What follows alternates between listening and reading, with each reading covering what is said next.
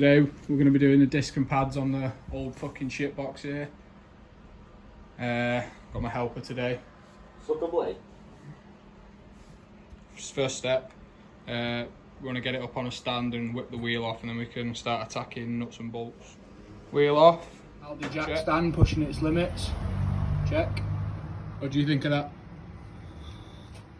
2 17mm bolts around the back of the caliper. They're going to be on pretty tight, hopefully. Then you just start prying, and you're going to want to hang this up somewhere so you're not putting stress on that brake line, because it's old as fuck anyway and it doesn't need any more stress. Then you're going to want to take out these bolts for the hub flange, and you're going to find some more wizardry behind there that needs to come off. Give it a spray with some brake clean so you can see what you're working with. Then there's a little snap ring here that needs to come off. This next thing should follow unless there's something else holding it inside, like a little retainer. And then you can see the tabs here on the washers, they need to be bent back up, and the nut should just come off. I usually pikey it with a hammer and chisel or dot punch, but if you want to do it properly, I think it's a 54mm socket. Now this greasy piece of shit is ready to come off. Try and keep your stuff organised as to how it came off. Makes it easier for reassembling.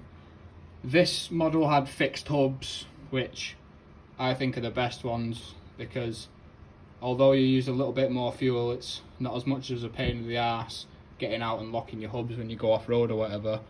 And the freewheeling hubs are a massive pile of shit that never work. Left me stranded off-road when I only had 2-wheel drive. This one seems fine. I'll just clean all this grease off, and the wheel bearings also seem fine, so I'll just repack those and nip it up and take out some of that free play. You're going to want to clean all of this poo out from the inside of there. There's no real nice way of doing it. So clean all the shitty old grease out, and then these 14mm bolts, I believe, I think they're 14 anyway, that hold it to the hub. They're going to be in really fucking tight, but I've got a half decent trick for holding it while you break them loose. You're going to want to throw the whole hub assembly in the wheel you've just taken off. Just mind you don't scratch the face of it if you care about it. Have your fattest friend stand on it, and then you're going to give it hell on the breaker bar. These actually weren't in that tight, but I struggled doing this last time on the other four. These like to seize onto the hubs with how long they've been sat on there and stuff, so what I did is I worked my way around with, this is the best I had. I would have liked to have made a wedge out of a piece of steel or something, but between the stud and the disc there, you can see, just jamming it in there, giving it a few hits and then moving it along, and you can see it's come away a bit. Now I've loosened these bolts, but not all the way out, because I don't want to be damaging the threads when I hit them. Go along with a dot punch and work my way around, and it'll kind of press it off evenly. You're going to want to give it a thin coating of copper grease on the mating surfaces. Just makes it easier for the next guy, or you know, yourself if you've got to do it again down the line. And I before the copper greasing, I cleaned it up with a brass wire brush, just lightly. Don't want to damage the surfaces at all. Give this thing a good wipe over with some brake clean or thinners and a lint-free cloth or microfiber, and then we can get it. Right, got it back on. Even though they've got spring washers, I put a little bit of Loctite on it because I don't want it coming off.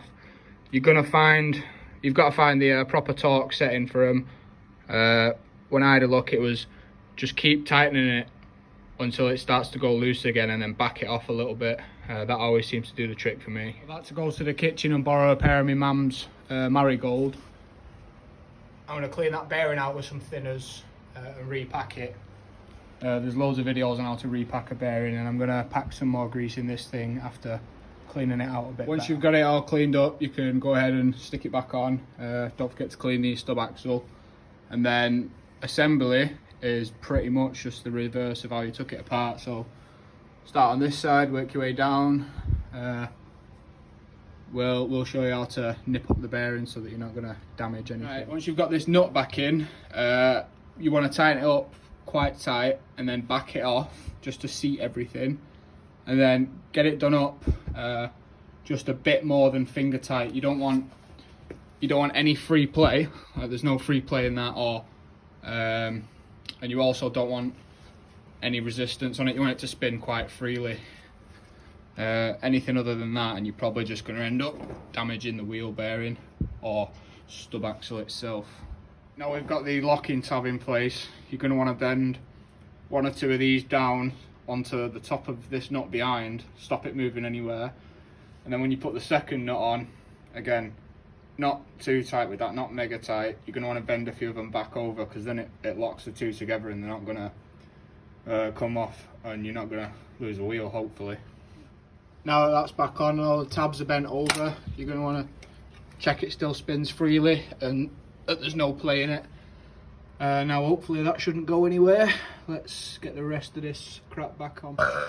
Now we're going to go ahead and stick the caliper back on. We'll remove the bolts for the slider pin and put the new pads in and clean up all these sliders and re-grease them. Tighten the bolts because I don't like the idea of them coming loose.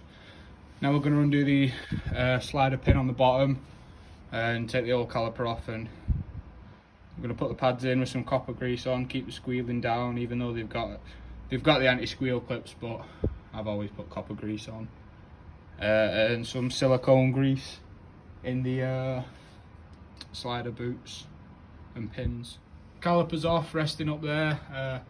These haven't seen grease since Christ was a child. It was a 14mm bolt on that bottom slider, and then the whole caliper lifts up and slides back. So let's clean this pin up with a wire brush and the bolt, re-grease them.